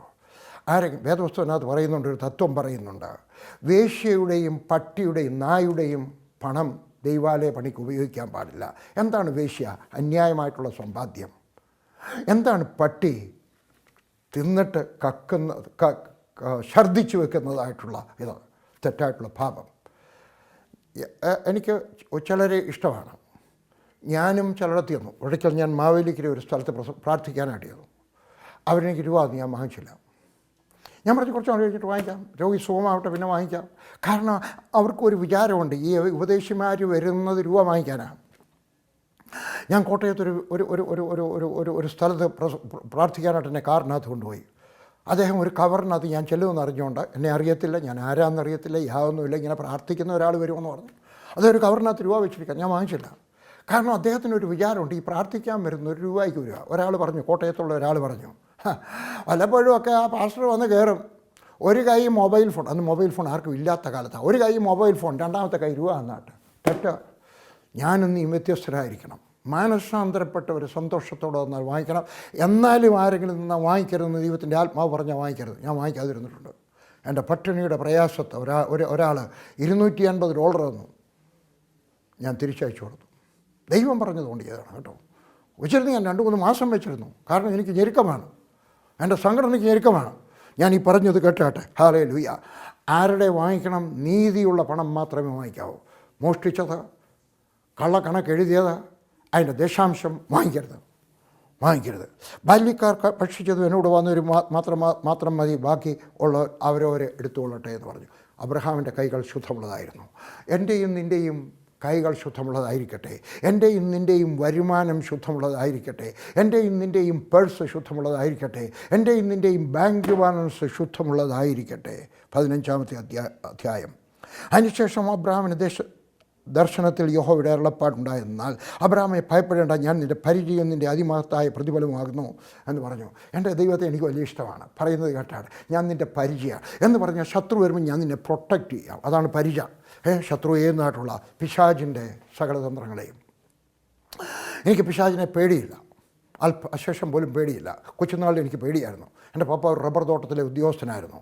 ചിലപ്പോൾ സന്ധ്യയായി കഴിഞ്ഞ് ഇരുട്ടായി കഴിഞ്ഞാൽ ചിലപ്പോൾ സ്കൂളിൽ നിന്ന് വരുന്ന സമയത്ത് കാണാം വല്ലപ്പോഴും ഫുട്ബോൾ മാച്ചൊക്കെ ഉണ്ടെങ്കിൽ അനുവാദം വാങ്ങിച്ചിട്ട് പോകും. ഇന്ന് ഫുട്ബോൾ കളിയാണ്, ഞാൻ അവിടെ നിൽക്കട്ടെ. അപ്പം ഞാൻ രാത്രി വരുന്ന സമയത്ത് എനിക്ക് പേടിയാണ്. കാരണം ഒരിക്കലും ഒരു മന്ത്രവാദി ഞങ്ങളുടെ വീട്ടിൽ വന്നു വെച്ച് പറഞ്ഞു, കുട്ടിച്ചാത്തൻ രാത്രി പശുവിന് പാലില്ല. അന്നേരം പപ്പ അന്ന് മാനസാന്തരപ്പെടുന്നതിന് മുമ്പാണ്. ഞങ്ങളെല്ലാവരും. ഞാൻ കൊച്ചുനാളിലാണ്. ഒരു മന്ത്രവാദിയെ വിളിച്ചു. മന്ത്രവാദി വന്നമ്മച്ച് പറഞ്ഞു, അതേ ഒരു കുട്ടിച്ചാത്തൻ വരുന്നുണ്ട്. അദ്ദേഹം കുറച്ച് കബഡിയൊക്കെ നിരത്തി വെച്ച് ഇങ്ങനെ കറക്കി വെച്ച് പറഞ്ഞു, Om cream, ice cream, face cream എന്നൊക്കെ പറഞ്ഞു വെച്ച് പറഞ്ഞു, അതൊരു കുട്ടിച്ചാത്തൻ വരുന്നുണ്ട്. അതെന്തോ കുട്ടിച്ചാത്തൻ? അത് ഇച്ചിരിയേ ഉള്ള ഒരു പിശാചാണ്, ഒരു അവരുടെ ദൈവമാണ്. അതിങ്ങനെ വരും. അതിൻ്റെ ഇടയിൽ ഒരു കുടുക്കയുണ്ട്, ഒരു വടിയുണ്ട്. വടി അവിടെ വെച്ച് വെച്ച് ഈ പശുവിൻ്റെ പാല് കറന്നുകൊണ്ട് പോകുന്നു. എനിക്ക് അന്ന് തൊട്ട് കുട്ടിച്ചാത്തനെ പേടിയാണ്. രാത്രി എനിക്ക് ഒന്നുക്ക് പോകണമെങ്കിൽ ഞാൻ ജനലിൽ കൂടെ സാധിക്കത്തേ ഉള്ളായിരുന്നു. കാരണം കുട്ടിച്ചാത്തൻ വരുമെന്ന് വിചാരിച്ചു. എന്നാൽ രക്ഷിക്കപ്പെട്ട് കഴിഞ്ഞപ്പോൾ എൻ്റെ ഭയം മാറിപ്പോയി. ഞാൻ നിങ്ങളുടെയൊക്കെ പറയുന്നു, ഹല്ലേലൂയ, അവൻ നിൻ്റെ പരിചയമാണ്. ഹല്ലേലൂയ. നിനക്കാരെങ്കിലും ദോഷം നിരൂപിച്ചാൽ പോലും അത് ശത്രുക്കളായിരിക്കാം, ക്രിസ്തു വിരോധികളായിരിക്കാം, വേറെയൊക്കെ ചട്ടമ്പികളായിരിക്കാം. ആരെങ്കിലും നിനക്ക് ദോഷം നിരൂപിച്ചാൽ പോലും എൻ്റെ സ്വർഗസ്ഥനായ ദൈവം നിനക്ക് പരിചയമായിരിക്കും. ഇത് വിശ്വസിക്കണം. എൻ്റെ ദൈവം, എൻ്റെ യഹോവ എൻ്റെ പരിചയമാകുന്നു. യഹോവ എൻ്റെ വീടിൻ്റെ പരിചയമാണ്. ഞാൻ താമസിക്കുന്നത് നേരെ അപ്പുറത്തൊരു കാശ്മീരി ബ്രാഹ്മണനാണ്. അവരുടെ വീടിൻ്റെ 4 വശത്തും ഇങ്ങനെ ബിംബങ്ങളെ കൊണ്ട് വെച്ചിരിക്കുകയാണ്. അവരുടെ ഭിത്തിയെന്ന് കുറച്ച് എൻ്റെ ഭിത്തിയിലോട്ട് കയറി കിടക്കുകയാണ്. അവരുടെ ഒരു മേശയാണ്, കയറി കിടക്കുക. ആളുകളുടെ ചുറ്റും പേടിയില്ല. ഇല്ല, അത് അവരുടെ ദൈവമാണ്, എൻ്റെ ദൈവമല്ല. എൻ്റെ വീടിനകത്തില്ല. ഞാൻ എൻ്റെ വീടിനെ ശുദ്ധീകരിച്ചിരിക്കുന്നതാണ്. യേശുക്രിസ്തുവിൻ്റെ രക്തം വരച്ച്. ഇന്നലെ ഒരു സഹോദരി പറഞ്ഞു, അത് ആ സഹോദരിയുടെ അപ്പൻ എവിടെയെങ്കിലുമൊക്കെ ചെന്ന് കിടക്കുമ്പോൾ മറ്റേതായിരിക്കും കിടക്കുന്നത്. ഗ്രാമങ്ങളിലൊക്കെ പണ്ട് അങ്ങനെ ആയിരുന്നു. മുറ്റത്തായിരിക്കും കിടക്കുന്ന, ചിലപ്പോൾ പശുവിനെ കെട്ടുന്നിടത്തായിരിക്കും കിടക്കുന്നത്. ആ സഹോദരൻ ഒരു കല്ലെടുത്തിട്ട് ഇങ്ങനെ ഒരു വൃത്തം വരയ്ക്കും. എന്നിട്ട് പറയും, യേശുക്രിസ്തുവിൻ്റെ രക്തം ഇതിനകത്തോട്ടൊന്നും കയറത്തില്ല. ആ മനുഷ്യൻ ഒരു ദിവസം കിടക്കുമ്പോൾ ആളുകളെല്ലാം കൂടെ ഓടി വന്ന് ഇയാൾ ഉണ്ടോ എന്ന് അറിയാനായിട്ട്. എന്താണെന്നറിയാം, അയാളുടെ അപ്പുറത്ത് കെട്ടിയിരുന്ന ആടിനെ കൊണ്ടുപോയി. ഇയാളെ കൊണ്ടുപോയില്ല. ആ ഗ്രാമക്കാരെല്ലാവരും രക്ഷിക്കപ്പെട്ടു. പറഞ്ഞു, നിങ്ങളൊരു അത്ഭുത മനുഷ്യനാണ്. അയാൾ പറഞ്ഞു, ഞാനല്ല അത്ഭുത മനുഷ്യൻ, എൻ്റെ കൂടെ ഒരു ദൈവം ഉണ്ടെന്ന് പറഞ്ഞു.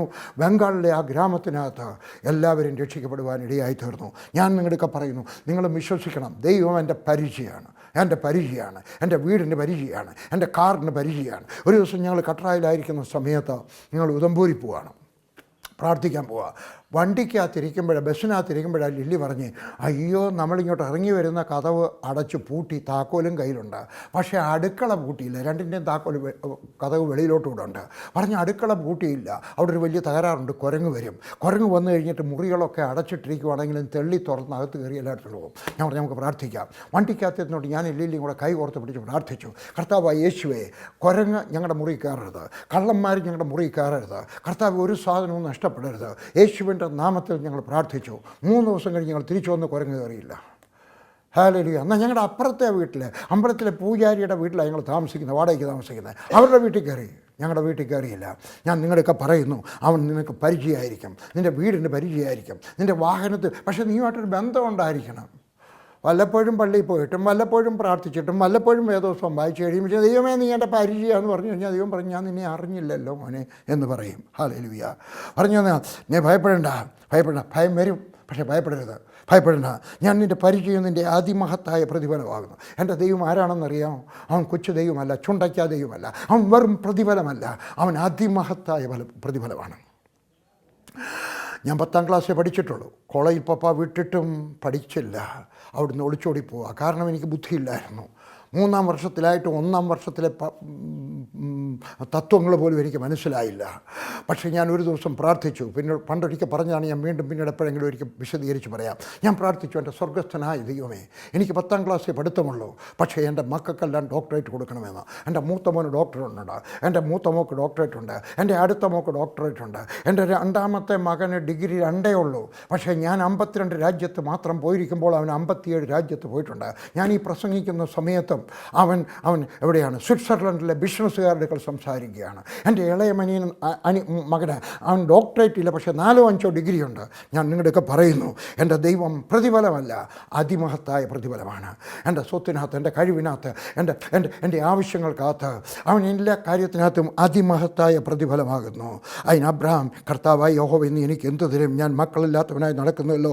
എൻ്റെ അവകാശി ദമശ്യക്കുകാരനായ ഈ എലിയാസറത്രേ എന്ന് പറഞ്ഞു. നീ എനിക്ക് സന്തതിയെ തന്നിട്ടില്ല എന്ന് പറഞ്ഞ് എൻ്റെ അർത്ഥം അറിയാം. നീ എനിക്ക് എന്തോ തരും? എനിക്കൊരു മോനെ വേണം. നിങ്ങൾക്ക് എന്തോ വേണോ ദൈവത്തിൻ്റെ വ്യക്തമായിട്ട് ചോദിക്കണം. എനിക്കൊരു മകൻ വേണം, എനിക്കൊരു മകൾ വേണം, എനിക്ക് കുറച്ചുകൂടെ ഭൂമി വേണം, എനിക്കൊരു മുറിയൂടെ വേണം. ഞാനും സൈക്കിൾ നടന്ന് ക്ഷീണിച്ചു, എനിക്കൊരു സൈക്കിൾ വേണം. കർത്താവ് സൈക്കിൾ ചവിട്ടി എനിക്ക് വയസ്സ് 62 ആയല്ലോ കർത്താവ്. സൈക്കിൾ ചവിട്ടാൻ പ്രയാസമുണ്ട്, എനിക്കൊരു മോട്ടോർ സൈക്കിൾ വേണം. കർത്താവ് എനിക്ക് ആരാധനയ്ക്ക് പോകാൻ ഞാനുണ്ട്, എൻ്റെ ഭാര്യയുണ്ട്, 2 മക്കളുണ്ട്.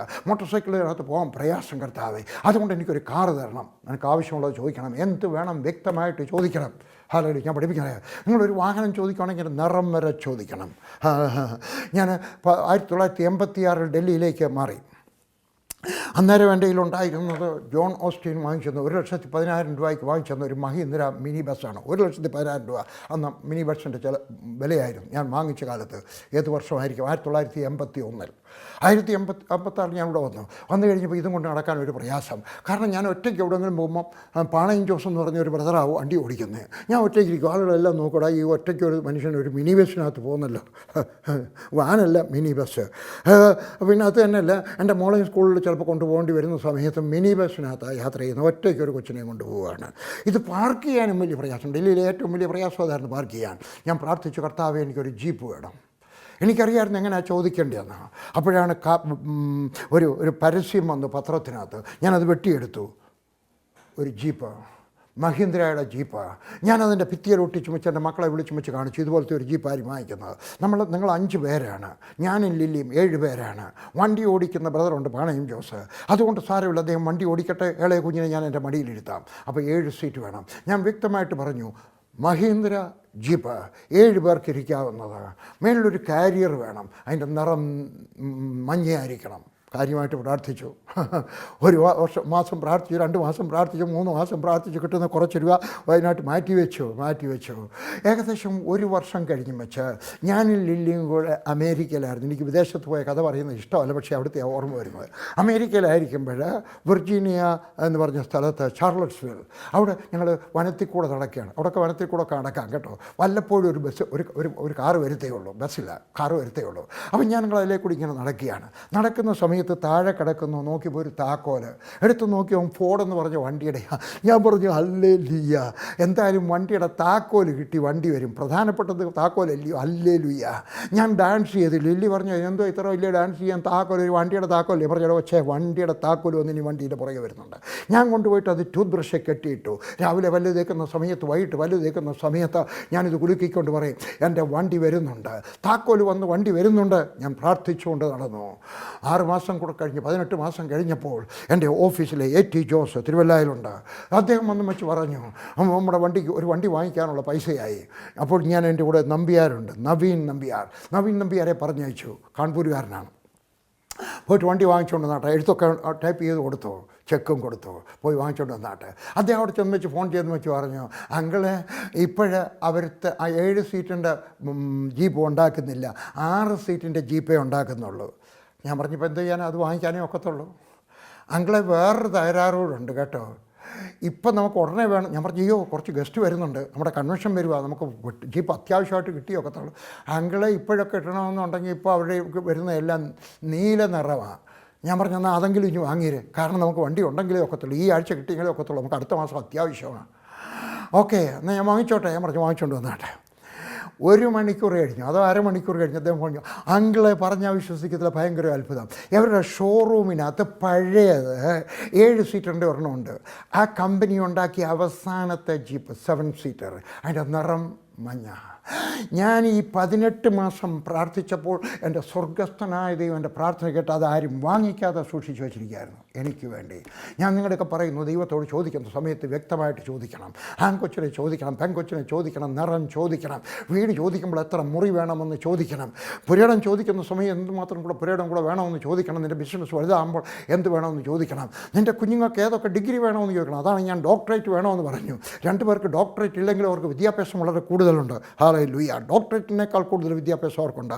ഞാൻ നിങ്ങളൊക്കെ പറയുകയാണ്, സ്വർഗസ്ഥനായ ദൈവത്തോട് ചോദിക്കുമ്പോൾ വിശാലമായി നീ പറയുന്ന സമയത്ത് ദൈവം അതിനൊരു രൂപം കൊടുക്കുകയാണ്. യെശയ്യാവിൻ്റെ പുസ്തകം 59:17 പറയുകയാണ്, ഹല്ലേലൂയ, ഞാൻ നിൻ്റെ വാക്കുകളെ സൃഷ്ടിക്കും. I will create the fruits of your lips. നിൻ്റെ അധരഫലം ഞാൻ സൃഷ്ടിക്കും എന്ന് പറഞ്ഞാൽ നീ പറഞ്ഞുകൊണ്ടിരിക്കുന്ന സമയത്ത് ദൈവം സൃഷ്ടിക്കുകയാണ്. പറഞ്ഞുകൊണ്ടേയിരിക്കുക, നിറം മാറ്റിയെടുക്കാം, രൂപം മാറ്റിയെടുക്കാം, പക്ഷേ പറഞ്ഞുകൊണ്ടിരിക്കുക. എനിക്കൊരു ജീപ്പ് വേണം, അത് 7 പേർക്ക് ഇരിക്കുന്നതായിരിക്കണം. അല്ല, എനിക്കൊരു ജീപ്പ് വേണം, അല്ല അത് മഹീന്ദ്ര അല്ല, എനിക്ക് അതിനേക്കാളും നല്ലൊരു പുതിയ മോഡൽ ഇറങ്ങിയിട്ടുണ്ട്. നിറം മാറ്റാം, പക്ഷേ ചോദിച്ചുകൊണ്ടേ ഇരിക്കുക. ഹല്ലേലൂയ. പറഞ്ഞു എനിക്കൊരു ആൺകൊച്ചിനെ വേണം. ഹാലലുയ.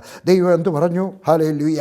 നിൻ്റെ ദാസനൊന്നും ആയിരിക്കത്തില്ല നിൻ്റെ കൊച്ചൻ, നിൻ്റെ ഉദരത്തിൽ നിന്ന് വരുന്ന, നിൻ്റെ ഉദരത്തിന്, അബ്രഹാമേ നിൻ്റെ ഉദരത്തിൽ നിന്ന് വരുന്ന, ദൈവത്തിനറിയാം എങ്ങനെ ഒരു കുഞ്ഞുണ്ടാകുന്നെന്ന്. ഹാലലുയ. പറഞ്ഞു. ദൈവം അവന് വാക്ക് കൊടുത്തു. എന്നിട്ട് 5-ാമത്തെ വാക്യത്തിൽ പറയുകയാണ്, പിന്നെ അവനെ പുറത്തു കൊണ്ടുവന്നു. കാരണം അവൻ കൂടാരത്തിനകത്തിരിക്കുക. നീ അകത്തിരിക്കുന്ന സമയത്ത് നിൻ്റെ ദർശനവും ചെറുതായിരിക്കും. നീ ചെറിയ ദർശനമുള്ളവരുടെ കൂടെ നടക്കരുത്. സുവിശേഷ വേലക്കാരെ പറയുന്നത് കേട്ടാട്ടെ, നീ ചെറിയ ദർശനമുള്ളവരുടെ കൂടെ നടക്കരുത്. കൊച്ചു കൊച്ചു സഭകളുമായിട്ട് നടക്കുന്നവരെ എനിക്ക് ദൈവം തന്ന ചെറിയ കൂട്ടായ്മ ഇവിടെയാണെന്ന് പറയരുത്. ലിറ്റിൽ ഫ്ലോക്ക് എന്ന് പറയരുത്. ഹല്ലേലൂയ. പിന്നെയോ മെഗാ ചർച്ചുകളുടെ പാസ്റ്റർമാരുടെ കൂടെ നടക്കുക, കൂടെ സ്ഥലം നടക്കുന്നവരുടെ സഭകളുടെ കൂടെ നടക്കുക. നീ അവരുടെ കൂടെ നടക്കാമെങ്കിൽ നിൻ്റെ ഈ ദർശനം വലുതാകും. നീ അകത്തിരുന്നാൽ നിൻ്റെ ദർശനം ചെറുതായിരിക്കും. ഒരു BCom പാസ്സായി കഴിഞ്ഞിട്ട് എവിടെയെങ്കിലും വാക്കുണ്ടോ? എന്തുകൊണ്ട് ചാർട്ടേഡ് അക്കൗണ്ടൻ്റ് ആയിക്കൂടാ? ഒരു 20 വർഷത്തിന് ഉടമയായി തീരുക. ഹല്ലേലൂയ. എന്നിട്ട് അവനെയും കൊണ്ട് വെളിയിൽ ചെന്ന് കഴിയുമ്പോൾ പറഞ്ഞു, ആകാശത്തോട്ട് നോക്കുക, നക്ഷത്രങ്ങളെ എണ്ണുക എന്ന് പറഞ്ഞു. നിൻ്റെ സന്തതി ഇങ്ങനെയാകുമെന്ന് അവനോട് കൽപ്പിച്ചു. എൻ്റെ ദൈവം ആരാണ്? 13-ാം അധ്യായത്തിനകത്ത് പറഞ്ഞിരിക്കുകയാണ്, ഭൂമിയിലെ മണൽ പോലെ. അവിടെ നാട് മുഴുവൻ മണലാണ്. മണലും അല്ല, മണൽ പൊടികളാണ് കേട്ടോ. അതുപോലെ ആയിത്തീരും. ഇവിടെ പറയുകയാണ് ആകാശത്തിൽ. ഇനി പറയുന്നത് കേട്ടാട്ടെ, രാത്രിയിലേക്ക് ഒരു ദർശനം, പകൽ നേരത്തേക്ക് ഒരു ദർശനം. പകൽ നേരത്ത് നീ നടക്കുന്ന സമയത്ത് കാണുന്ന മണൽ കാണുമ്പം പറയണം, ഇതുപോലെ എന്തുമാത്രം മണലുണ്ടോ അത്രയും കുഞ്ഞുങ്ങളെ എൻ്റെ ദൈവം എനിക്ക് തരും. രാത്രിയിൽ ആകാശത്തോട് നോക്കണം, ഈ കാണുന്നതായിട്ടുള്ള നക്ഷത്ര മണ്ഡലമുണ്ടല്ലോ, കോടിക്കോടി, ഇതുപോലെ എൻ്റെ മക്കളായിത്തീരും. ഹല്ലേലൂയ. രാത്രി ഒരു ദർശനം. ഒരു ദിവസം ഞാൻ വീട്ടിലിരിക്കുമ്പോഴാണ് എനിക്ക് ഈ വാക്യം ഓർമ്മ വന്നത്. ഞാനൊരു പാത്രമെടുത്തു, അതിനകത്ത് കുറച്ച് കടുകിട്ടു, എന്നിട്ട് ഞാൻ അതിനകത്ത് എൻ്റെ മേശപ്പുറത്ത് വെച്ചിട്ടുണ്ട്. എൻ്റെ 2 മുറിയിൽ ഇരിപ്പുണ്ട്. ഞാൻ ഇരിക്കുന്ന മുറിയിലും ഇരിപ്പുണ്ട്, ഞാൻ അപ്പുറത്ത് കിടക്കുന്ന മുറിയിലുമുണ്ട്. രാത്രി കിടക്കാൻ നേരം ഞാൻ അതിനകത്ത് നോക്കിയിട്ട് പറയും, എൻ്റെ ദൈവം ആരാണെന്നറിയാമോ? കടുകുമണിയോളം വിശ്വാസമുണ്ടെങ്കിൽ ഞാൻ ചോദിക്കുന്നത് തരുന്നവനായ ദൈവം. ഞാൻ എൻ്റെ ഭാര്യ കൂടെ കൈ ഓർത്ത് പിടിച്ച് പ്രാർത്ഥിക്കുന്ന സമയത്ത് മത്തായി എഴുതിയ സുവിശേഷം 18-ാം അധ്യായത്തിൻ്റെ 19-ാമത്തെ വാക്യത്തിൽ പറയുന്നതാണ്, ആരെങ്കിലും 2 പേർ ഐകമത്യപ്പെട്ട് പ്രാർത്ഥിച്ചാൽ ഞാനും എൻ്റെ ഭാര്യയുമായിട്ട് ഐകമത്യപ്പെട്ട് പ്രാർത്ഥിക്കാം. ഞങ്ങൾക്കൊരു വീട് വേണം, ഞങ്ങൾക്കൊരു കാറ് വേണം. ഞാനൊന്നും ചോദിച്ചിട്ടില്ല, ഞാനൊരു ഉദാഹരണം പറയുകയാണ് കേട്ടോ. എൻ്റെ മോടെ കല്യാണം നടക്കണം, എൻ്റെ മകനൊരു കുഞ്ഞുണ്ടാവണം. ഞങ്ങൾ പ്രാർത്ഥിക്കുന്നത് 2 പേരും ഐകമത്യപ്പെട്ട് പ്രാർത്ഥിച്ചു കഴിയുമ്പോൾ ഞാൻ ആ കടുകിൻ്റെ പാത്രം എടുത്തിട്ട്, രാത്രിയിൽ കടുക് പാത്രം, പകൽ കടുക് പാത്രം. നിങ്ങളും ഏതെങ്കിലും ഒരു വാക്യം എഴുതി വെക്കണം, എന്നിട്ടത് പറയണം. ഇതുപോലെ എൻ്റെ ദൈവം ചെയ്യും. രാത്രി വായിക്കാൻ ഒരു വാക്യം, പകൽ വായിക്കാൻ ഒരു വാക്യം. ഹല്ലേലൂയ. എന്നിട്ടത് പറയുക. അന്നേരം അവൻ അത് വിശ്വസിച്ചു. 6-ാമത്തെ വാക്യം, അബ്രഹാം യഹോവയിൽ വിശ്വസിച്ചു, അതവന് നീതിയായി കണക്കിട്ടു. ഈ പോയിന്റ് പറഞ്ഞ് ഞാൻ അവസാനിപ്പിക്കട്ടെ. വിശ്വസിച്ചു എന്നല്ല അതിൻ്റെ മൂലഭാഷയിൽ എഴുതിയിരിക്കുന്നത് അബ്രഹാം ആമീൻ എന്ന് പറഞ്ഞതാണ്, അല്ല അബ്രഹാം ആമാൻ എന്ന് പറഞ്ഞതാണ്. ആമാൻ ആമീൻ രണ്ടും ഒരൊറ്റ വാക്ക് തന്നെയാണ് കേട്ടോ. ഒന്നിൻ്റെ 2 വകഭേദം എന്നുള്ളതേ ഉള്ളൂ. ആട്ടെ ആകട്ടെ എന്ന് പറയുന്നത് പോലെ ആമാൻ എന്ന് പറഞ്ഞാൽ അങ്ങനെ തന്നെ. ദൈവം പറഞ്ഞു, ഈ ആകാശത്ത് കാണുന്ന നക്ഷത്രം പോലെ നിനക്ക് മക്കളുണ്ടാകും. ആമാൻ. ഹല്ലേലൂയ. ദൈവം അവനെ നീതിയായിട്ട് കണക്കാട്ടു. ദൈവം പറയുന്ന അസാധ്യത്തെ നോക്കി ദൈവം പറഞ്ഞു അങ്ങനെ സംഭവിക്കുമെന്ന് പറയുന്നതാണ് നിൻ്റെ നീതി. നീ നീതിമാനായിരിക്കണം. എങ്ങനെ നീതിമാൻ? നീതി പ്രവൃത്തി മാത്രമല്ല, നിൻ്റെ വിശ്വാസത്തിൽ നീതിമാനായിരിക്കട്ടെ. എൻ്റെ ദൈവം എന്നോട് വാക്ക് പറഞ്ഞു, അതങ്ങനെ തന്നെ സംഭവിക്കും. ഒരിക്കലും ഞങ്ങൾ 10-ാം കൊട്ടായിരിക്കുന്ന സമയത്ത്, അന്ന് എൻ്റെ ദാരിദ്ര്യ സമയത്തിൻ്റെ കൂടിയ സമയമാണ്, വിശദീകരിക്കാനൊക്കത്തില്ല. എൻ്റെ ബനിയനകത്ത് 5-6 കിഴുത്തയുണ്ട്. എൻ്റെ അടിവസ്ത്രങ്ങൾക്കെല്ലാം കിഴുത്തയുണ്ടായിരുന്നു. നിങ്ങൾക്ക് മനസ്സിലായെന്ന് വിചാരിക്കുന്നു. ആ സമയത്താണ് ഒരു പ്രവാചകനായ CM ജോയി എന്ന് പറഞ്ഞ ഒരു ദൈവദാസനം വന്നത്. പഴയ കാലത്തുള്ളവർക്ക് ആർക്കെങ്കിലും അറിയാം. അദ്ദേഹം കേരളത്തിൽ അങ്ങനെ പ്രവർത്തിക്കത്തില്ലായിരുന്നു, വടക്കേ ഇന്ത്യയിലായിരുന്നു, തൃശ്ശൂർക്കാരനാണ്.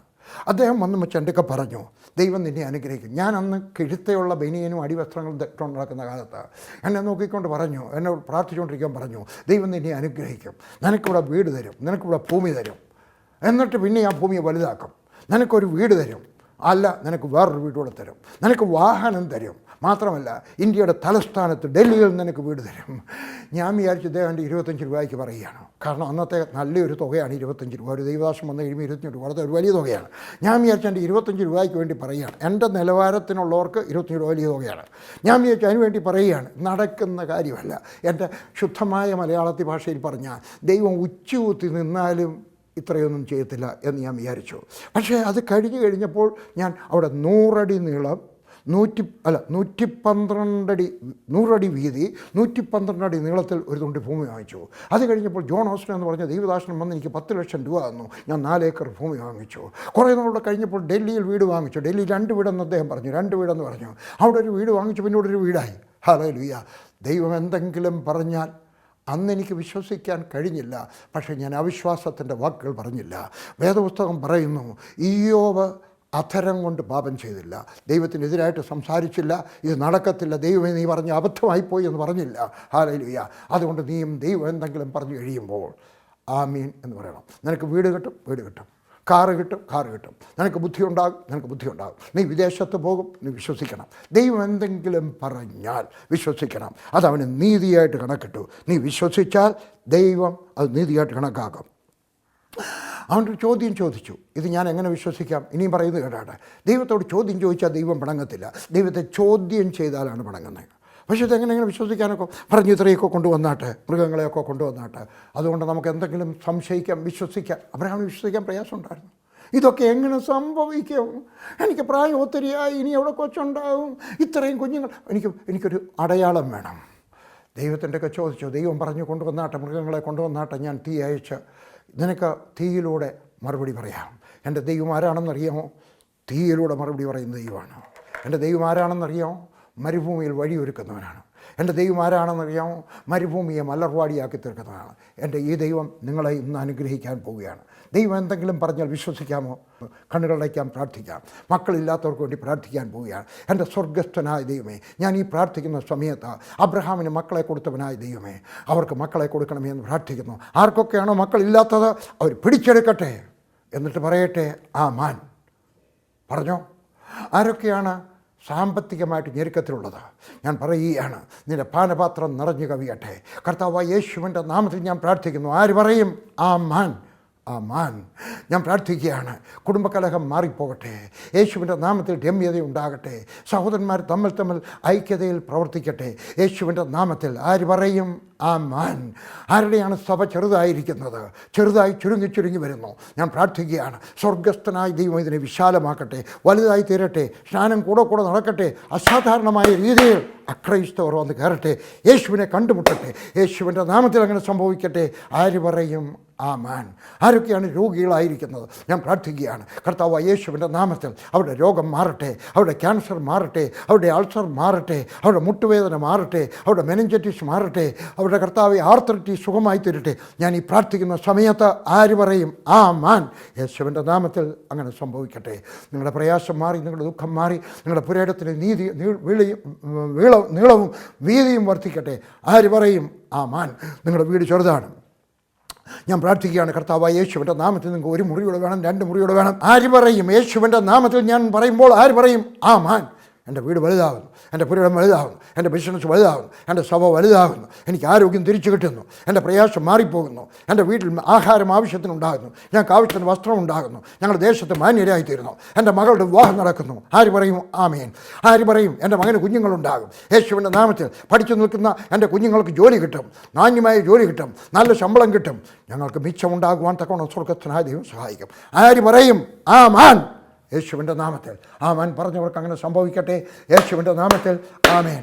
ഇത് സംഭവിച്ചു കഴിയുമ്പം എനിക്ക് എഴുതാൻ മറക്കരുത്, ഞാൻ നിങ്ങൾക്ക് വേണ്ടി പ്രാർത്ഥിക്കാം. God bless you and bless you and bless you. യേശുവിൻ്റെ നാമത്തിൽ ആമേൻ.